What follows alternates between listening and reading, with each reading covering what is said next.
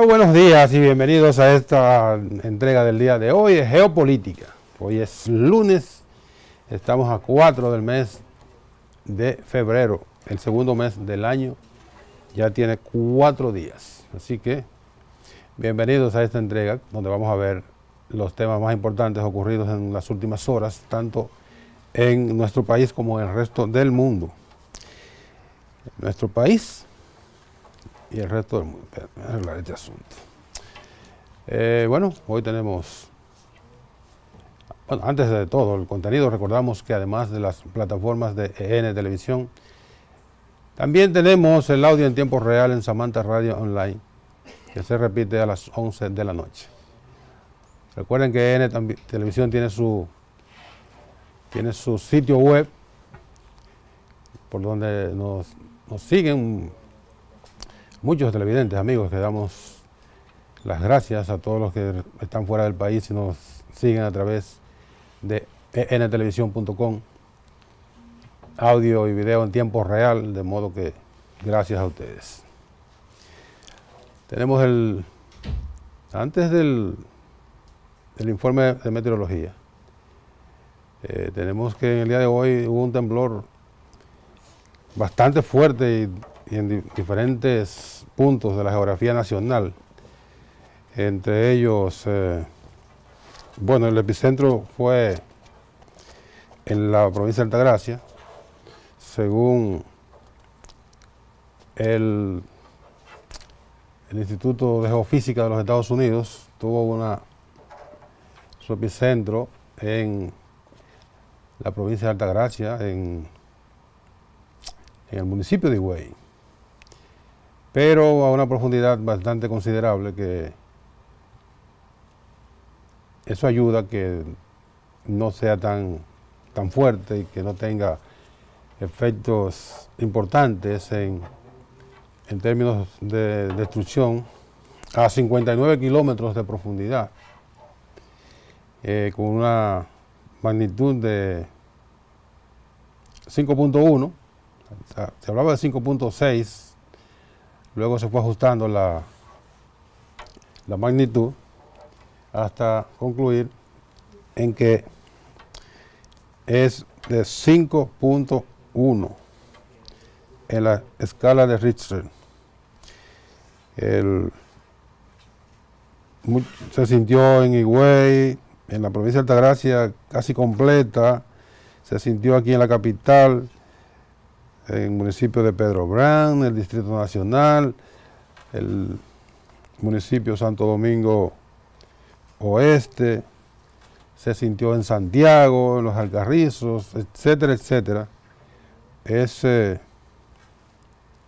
temblor importante, no hay reporte de daños, fue una, como ya dijimos, eso se llama temblores de mediana intensidad. Un momentito, a ver si yo consigo algo aquí. Mediana intensidad, porque tiene una magnitud de 5.1. Recordamos que en la escala de Richter es de 1 a 10, de 1 a 8, donde obviamente 8 es el punto de mayor intensidad, es el punto culminante de esa escala, y donde ocurre un terremoto de 8 puntos, no queda, o queda muy poco de las estructuras vulnerables, quedan muy pocas en pie. Hay pocos lugares donde han ocurrido terremotos de 8 grados en la escala de Richter. No hay, que se recuerde, en los últimos 100 años, un lugar donde haya ocurrido un terremoto de 8 puntos. Recordamos que el terremoto, por ejemplo, el terremoto del 12 de enero del año 2010 en Puerto Príncipe y otras ciudades de Haití, alcanzó una magnitud de 6.7 y ya sabemos la devastación que causó ese terremoto, de cuyos efectos todavía Haití no se repone 8 años, casi 9 años, bueno, 9 años ya, 9 años después.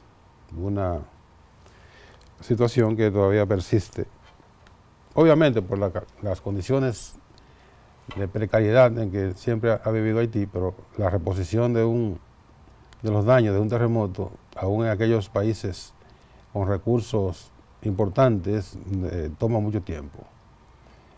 El terremoto de Managua en el año 1971 destruyó prácticamente a Managua y fue necesario mudar la ciudad al punto donde se encuentra actualmente. Así que, y ese terremoto fue de 7.2, cuyos efectos colaterales se registraron también en la muerte de Roberto Clemente, gran jugador de béisbol, cuando recaudó ayuda para ir a Nicaragua, y el avión en que él mismo llevaba esa ayuda se precipitó en el Mar Caribe y Roberto Clemente falleció con todos los ocupantes del avión en que iba repleto de ayuda para los damnificados de ese huracán, ese terremoto. Mucha gente salió huyendo, como es lógico que ocurra, aunque según los expertos no es lo aconsejable salir en pánico, sino que producirse evacuaciones en forma ordenada para no provocar daños en estampidas. Obviamente, del papel a la realidad hay un trecho muy grande. No es lo mismo escribir y elaborar planes de evacuación en un cuarto donde no ha ocurrido no se ha sentido un temblor, y otra cosa es estar en el lugar donde se produzca el temblor. Y entonces ahí la realidad impacta de manera fuerte a la teoría de las evacuaciones.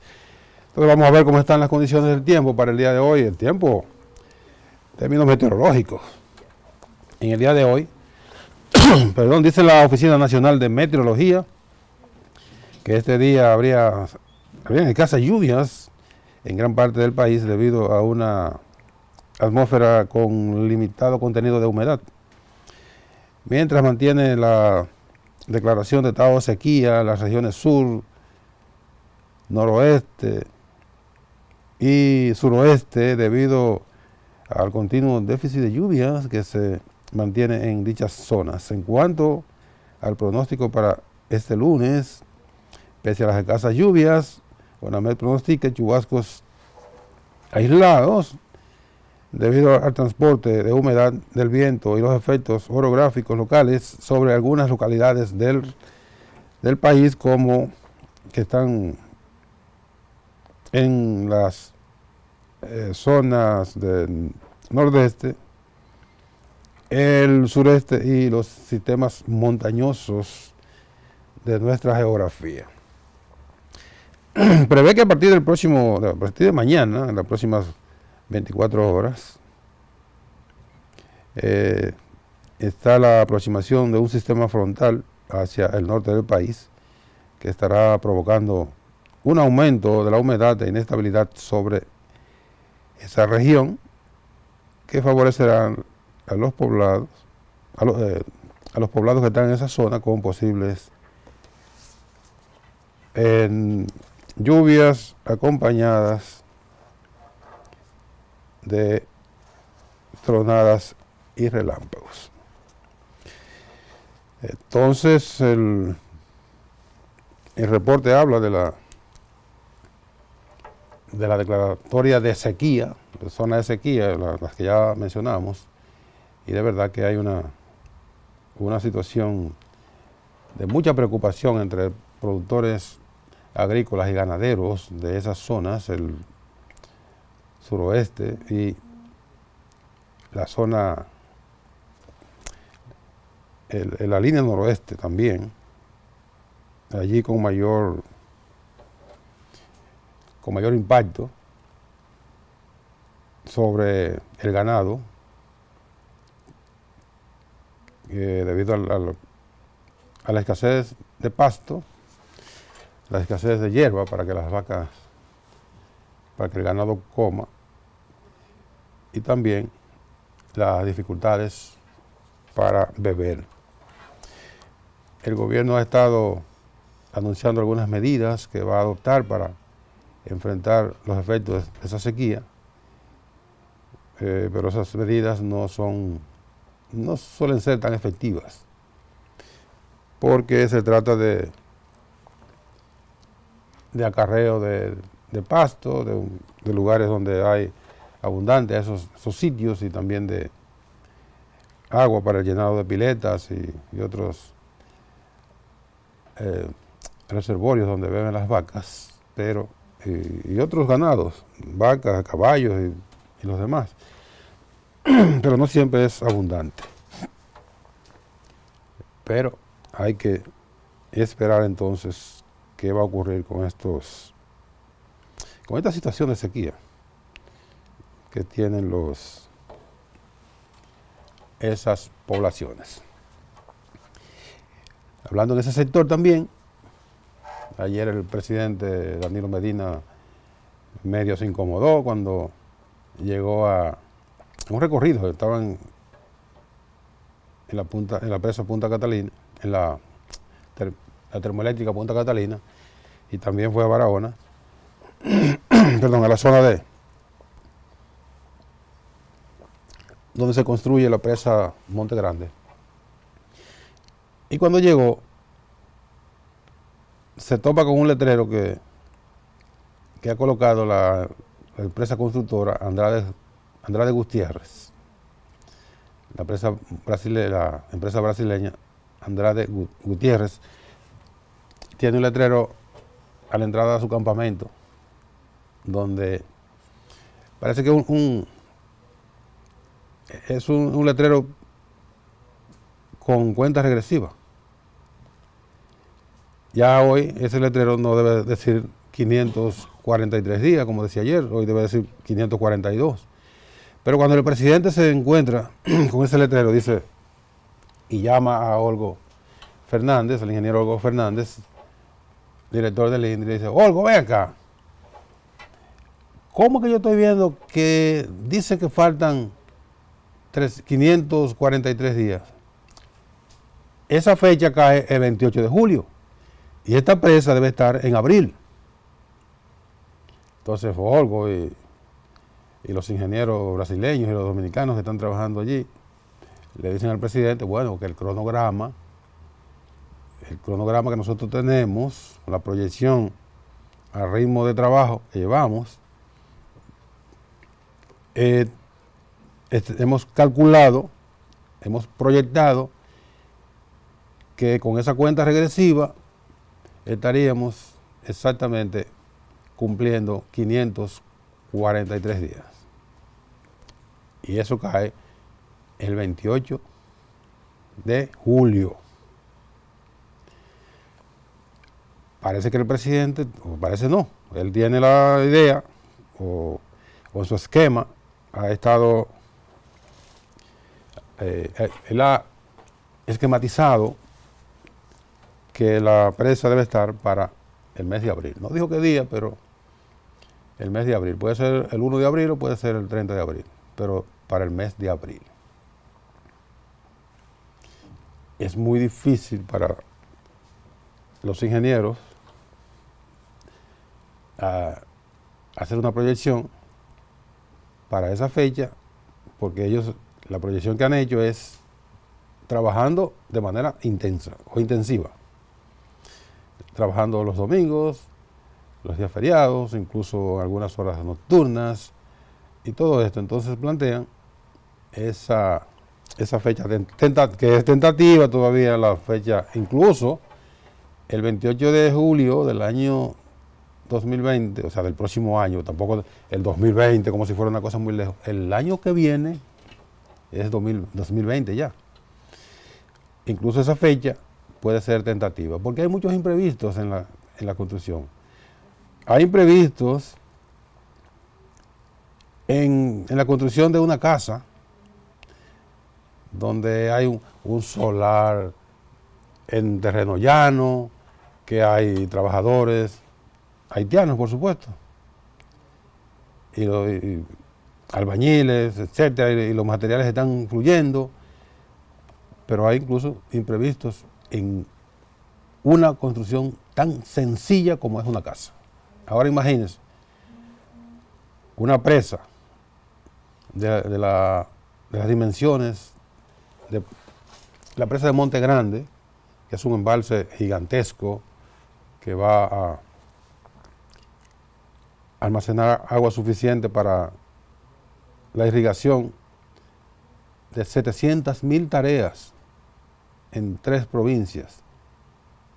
El abastecimiento de acueducto, un acueducto múltiple que va a abastecer a 4 provincias. Entonces no es tan sencillo como decir que tal día vamos a concluir. Aún esté fluyendo el dinero, que es otro factor también. Eso es un factor que se puede sumar a los imprevistos. Y que el presidente debe entender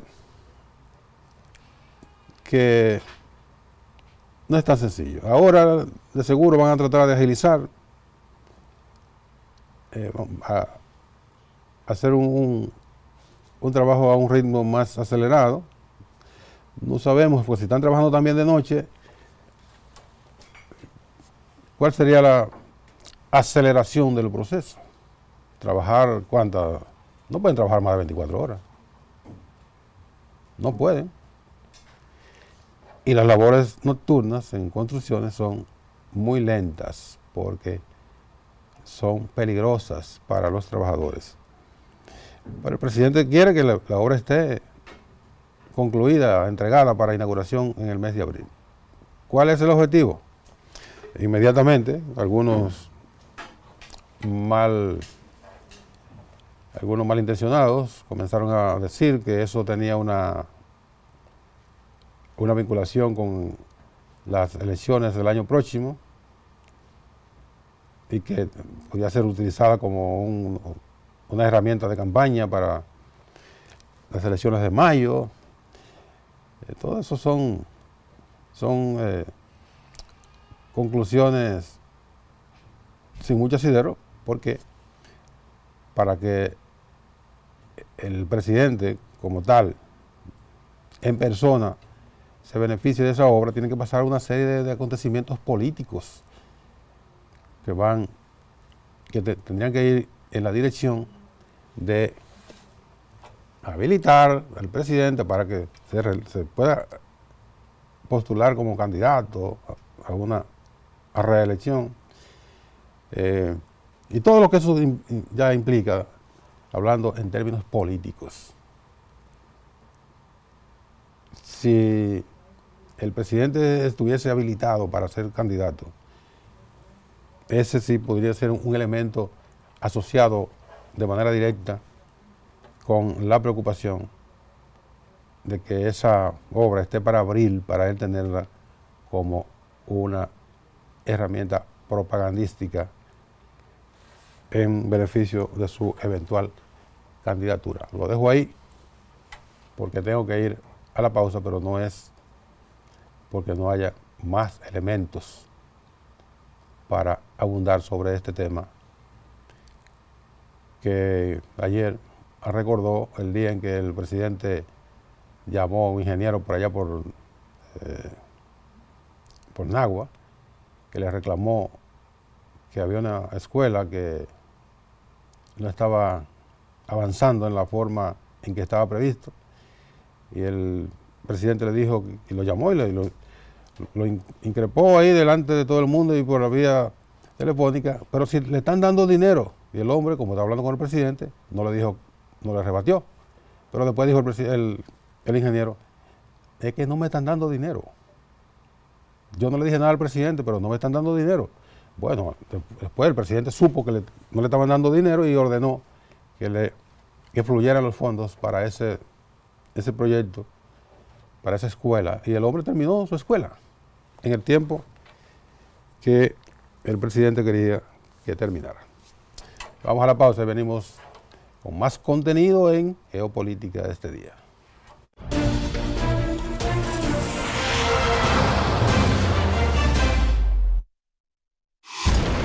EN Televisión, lo que tienes que ver.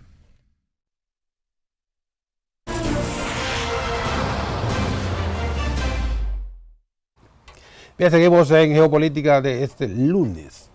Mire, salió una información. Aquí se encuentra el ex juez español, que es de fama mundial, Baltasar Garzón, que fue aquel magistrado que, atendiendo a tratados y a toda la normativa que pudo conseguir, dispuso el arresto del nunca bien odiado dictador chileno Augusto Pinochet. Se encontraba en Chile, ya es presidente, es dictador, se encontraba en Chile, no, en Inglaterra, y el juez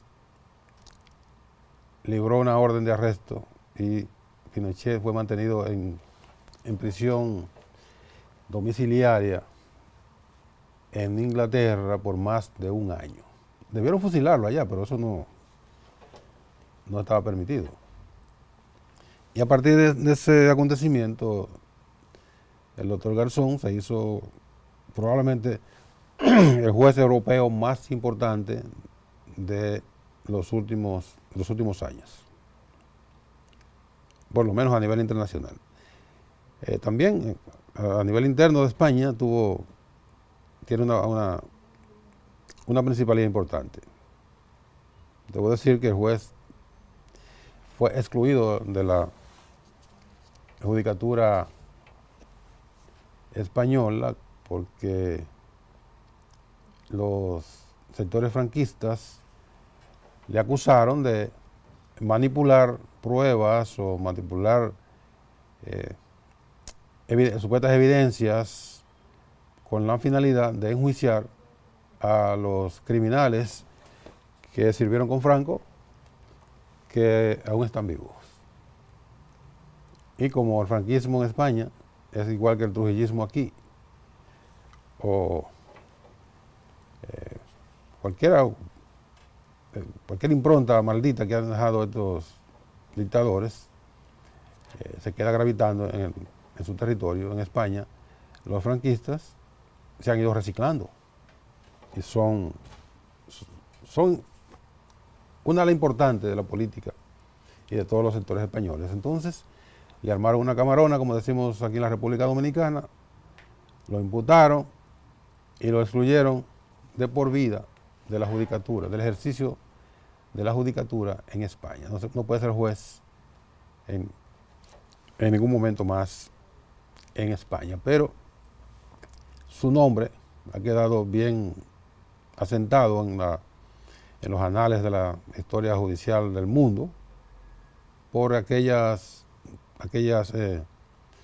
iniciativas, aquellas disposiciones contra Pinochet y contra otros bandidos, criminales de lesa humanidad, que pasaron por diferentes estamentos en el poder en varios países. Entonces el juez Garzón está aquí en la República Dominicana y, entre otras cosas, dijo que la lucha contra el narcotráfico ha fracasado. Y él lo grafica de una manera muy sencilla. Dice que la eficacia, en el mayor de los casos,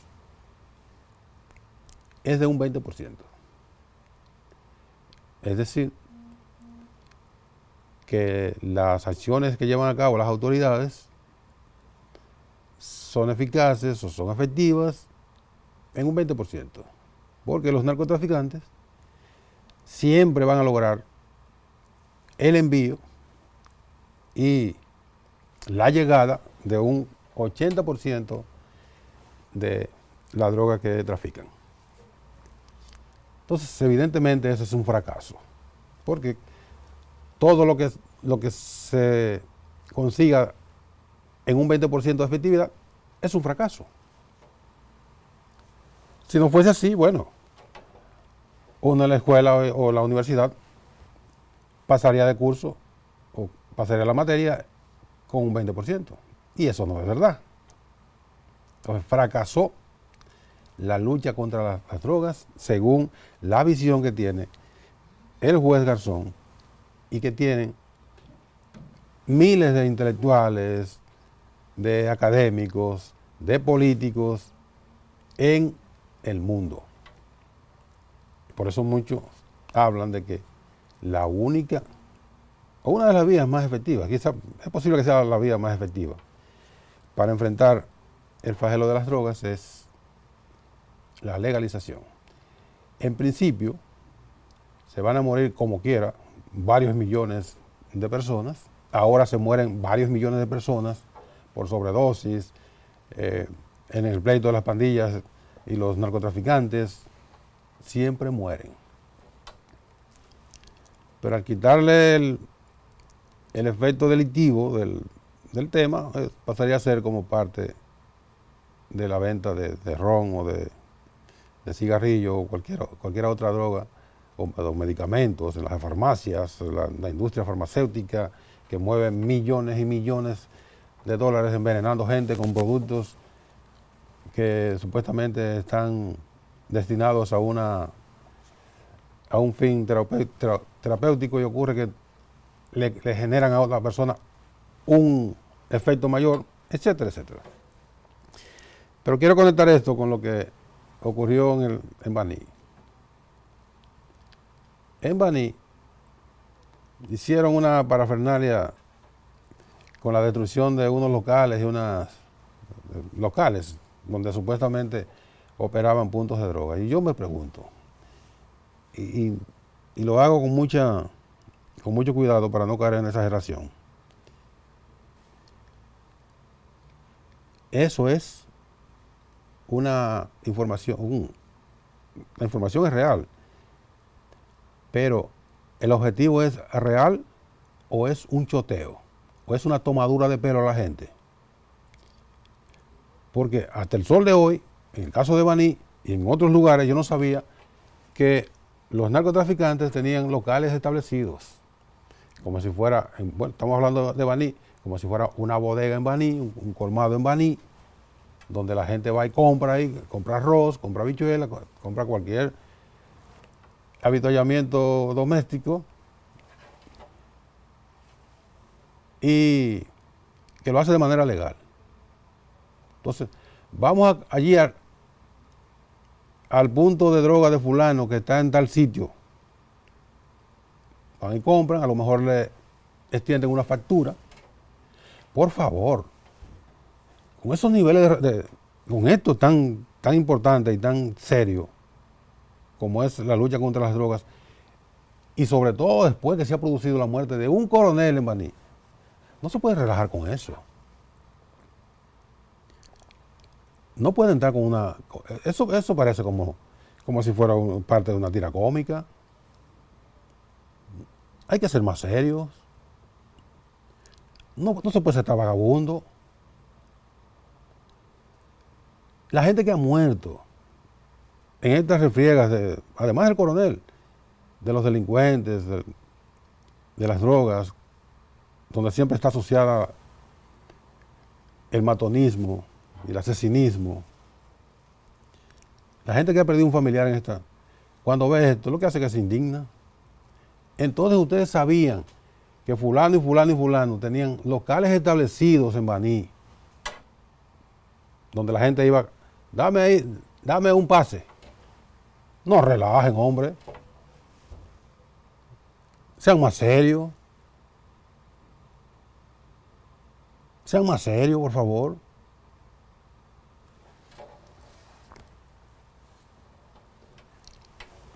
En El Salvador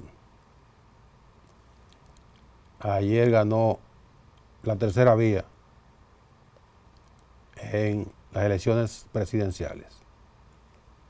La tercera vía es un desprendimiento tanto del Frente Farabundo Martí, que ha gobernado durante 10 años, como del Partido Arena, que es el partido más viejo en El Salvador. Nayib Bukele, presidente, hoy ya presidente electo, fue alcalde de San Salvador por el Frente Farabundo Martí, se desprendió y armó una coalición llamada Gana y ganó. Ganó un mensaje muy contundente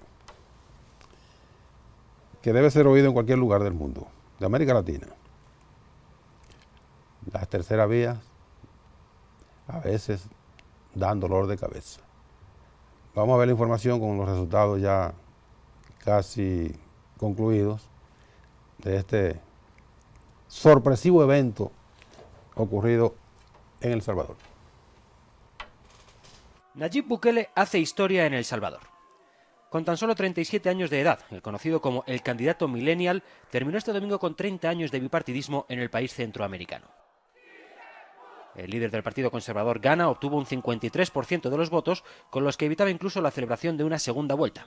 Los números de Bukele hablan por sí solos.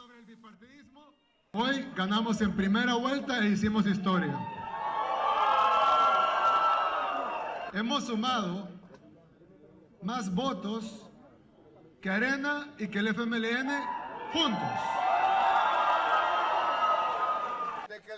Nayib Bukele, exalcalde de San Salvador y de origen palestino, ha sabido ganarse la confianza del votante más joven, recurriendo a él a través de las redes sociales y con un mensaje en contra de la corrupción y la violencia que asolan el país. Lejos, con el 31% de los votos, ha quedado el derechista Carlos Calleja, candidato por Arena en el poder durante 20 años y sustituido en 2009 por la izquierda del FMLN. Ambos partidos ven ahora como el joven empresario se hace con claridad con las sextas elecciones presidenciales desde el fin de la Guerra Civil en 1992. El próximo 1 de junio arranca una nueva era en El Salvador. Nayib Bukele hace historia en El Salvador. Con tan solo 37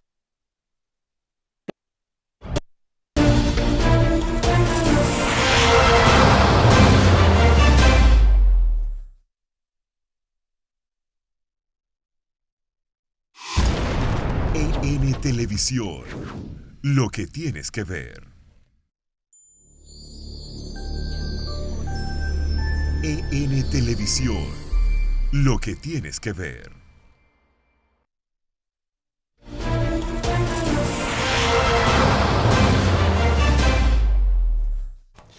Seguimos en Geopolítica, lunes 4 de febrero. El presidente de Rusia, Vladimir Putin, dio ayer unas declaraciones bastante preocupantes en respuesta a una decisión de los Estados Unidos. Me refiero a que anunció el retiro de Rusia de un tratado de no proliferación de armas nucleares. Dice Putin que le han aplicado la política del ojo por ojo y diente por diente, siendo recíproco con la actitud de los Estados Unidos. Estamos hablando de las dos potencias que controlan el 97% del arsenal nuclear que hay en todo el mundo. Una cantidad de armas atómicas suficientes para borrar a todos los ciudadanos del planeta, incluyendo a los pilotos que pudieran accionar desde el aire el lanzamiento de estos artefactos mortíferos. Entonces, todos los ciudadanos que controlan ese arsenal nuclear, si van a estar con que tú me das, yo te doy, el mundo se va a mantener en latente peligro. Sin embargo, hay que decir que ellos no son tan locos para emprender un enfrentamiento nuclear sabiendo que todos van a desaparecer, o todos vamos a desaparecer.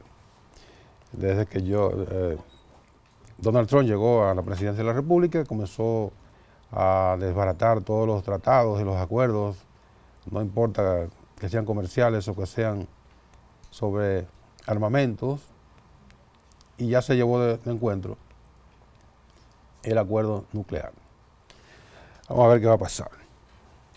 La Unión Europea, el día de ayer, anteayer, el fin de semana, decidió reconocer al supuesto presidente encargado de Venezuela, el señor Guaidó, como presidente legítimo, luego de que pasaran 8 días del plazo que le dieron al presidente Nicolás Maduro para que convocara elecciones.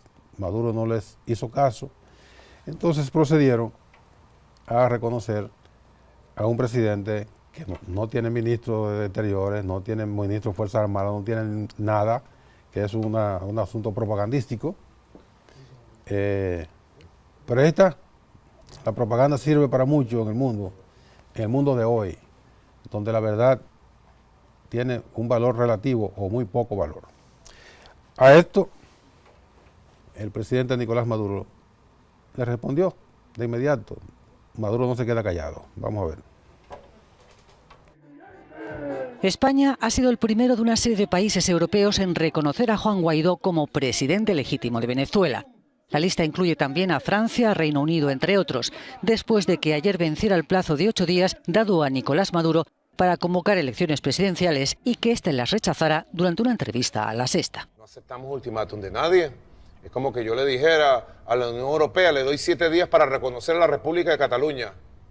O si no, vamos a tomar medidas, ¿no? Aquí en la política internacional no puede basarse en ultimátum. Esa es la época de los imperios, de las colonias. Ahí estás cometiendo errores que te van a manchar. ¿Qué probabilidades hay de que la situación en Venezuela acabe en una guerra civil? El pueblo se está armando ya, armando desde el punto de vista profesional, desde el punto de vista institucional, desde el punto de vista constitucional. Si quieres la paz, dice un adagio, prepárate para la guerra.